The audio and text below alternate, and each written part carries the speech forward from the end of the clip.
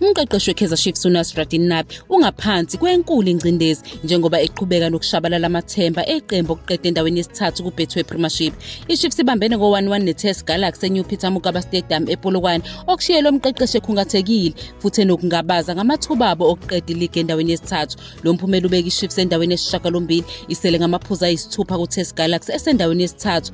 Njengoba kunamaqembu amaningana ngaphezu kwabo anemidlalo esandleni, igebe libonakala libanzima ukulivala. uNabi uvumile ukuthi inselelo iseza, ekhomba amaphuzu alahlekile emidlalweni obekufanele ngabe bayinqobile njengento ebalulekile endaweni yabo yamanje. iChiefs ihambe phambili ngesombe sokuqala ngoWandile Tuba, oshaya igoli lakhe lesihlanu kule sizini. Naphezu kokudala amathuba amaningi okwandisa inzuzo yabo, bahlulekile ukuguqula amathuba abo. Lokho kumosha kube nezindleke ezinkulu ngesikhathi umsimanga elinganisela izimbangi iTS Galaxy ngasekupheleni kwesombe sesibili. uNabi uchaza umphumela njengophoxayo, ikakhulukazi ngemuva kokudlala kahle ngesombe sokuqala okubone iqembu lakhe lilawula umdlalo omningi. Waphawula ukuthi usongo luyinhloko lweTS Galaxy luvele ngokukhahlela ekhoneni ngesikhathi lapho elungiselela ukwenza izinguquko ezihloselwe ukwengeza ukuphakama ukuze avikele izimo ezinjalo. Lokhu kudlala ngokulingana kufaka enkulu ingcindezi kuNabi ngaphambi komdlalo olandelayo weKaizer Chiefs weNedbank Cup neMamelodi Sundowns. Ukuhlula kulowo mdlalo kungase kuphakamise imibuzo eminingi ngekusasa lomqeqeshi waseTunisia eklabhini.